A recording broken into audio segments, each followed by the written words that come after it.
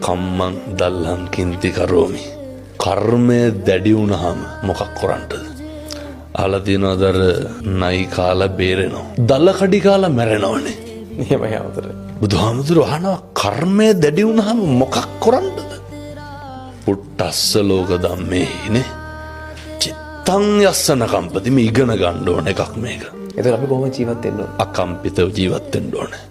මිනිස්සු ඉගෙන ගන්න ඕන පුරුදු වෙන්න ඕන. දැන් ඔය ප්‍රශංසාව කියන එක ඒ රේඛාවෙම අනිත් පැත්තේ තියෙන එකක් තමයි නින්දාව. එහෙමයි. ජීවිත අත්දැකීම් ඕන තරම් ඇති මං හිතන්නේ. එහෙමයි.